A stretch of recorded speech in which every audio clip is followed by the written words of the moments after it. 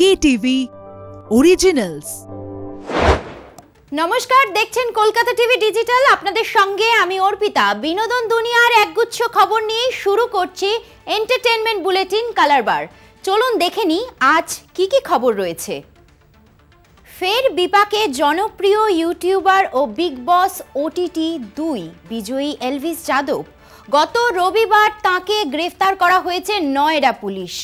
এলভিসের বিরুদ্ধে সাপের বিষ ব্যবহার ও পাচারের অভিযোগ রয়েছে। আজ জানা যাচ্ছে সেই অভিযোগ স্বীকার করেছেন।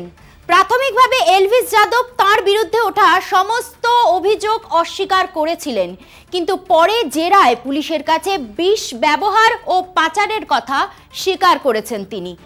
পুলিশ সূত্রের খবর, বিভিন্ন পার্টিতে অভিযুক্তদের সঙ্গে দেখা করতেন এবং তাদের সঙ্গে যোগাযোগ করেছেন। ইতিমধ্যে এলভিসকে 14 দিনের জন্য বিচার বিভাগীয় হেফাজতে পাঠানো হয়েছে। 26 বছর বয়সী ইউটিউবার এলভিস যাদবের বিরুদ্ধে বন্যপ্রাণী সুরক্ষা আইন এবং ভারতীয় দণ্ডবিধির 120A ধারার মামলা দায়ের করা হয়েছে। আসছে বলিপাড়ার খবর নিয়ে। হঠাৎই ব্যাড নিউজ শোনালেন ভিকি কৌশল তৃপ্তি দেমরি। শুনতে একটু অবাক লাগলেও এটাই সত্যি।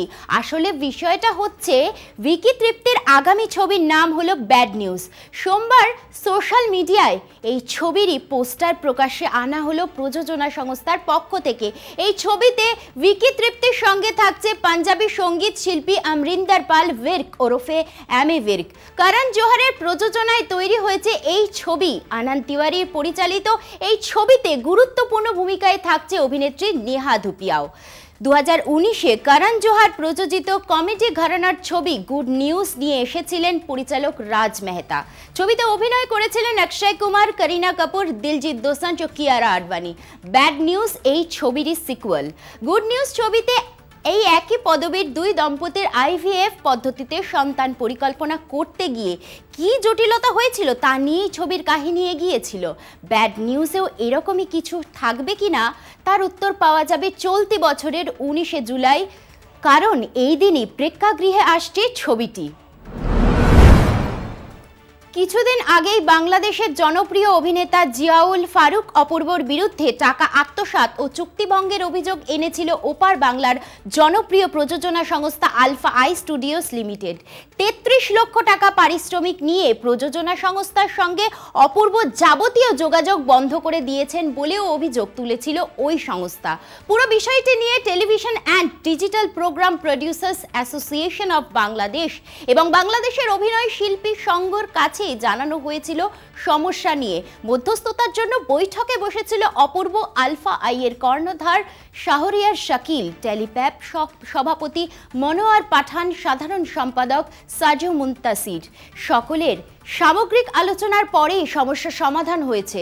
সমস্যা সমাধানের পরে সোশ্যাল মিডিয়া একটি বিজ্ঞপ্তি প্রকাশ্যে এনেছেন অপূর্ব।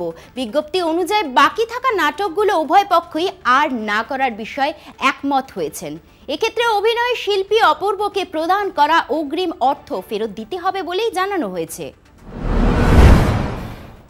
সম্প্রতি থলপতি বিজয়ের কেরলে তার নতুন ছবি গোটের শুটিং করলেন। কেরলে শুটিংয়ে গিয়েই দারুণ বিপত্তি ঘটে গেল অভিনেতার সঙ্গে। ভেঙে গেল বিজয়ের কোটি টাকার গাড়ি। সূত্রের খবর, বিমানবন্দর থেকে অভিনেতার গাড়ি হোটেলের উদ্দেশ্যে যখন যাচ্ছিল তখনই অসংখ্য অনুরাগী পিছু নেয় বিজয়ের গাড়ির। তারপর গাড়ি হোটেলে পৌঁছতেই প্রিয় নায়ককে সামনে থেকে দেখতে মরিয়া হয়ে ওঠে অনুরাগীরা।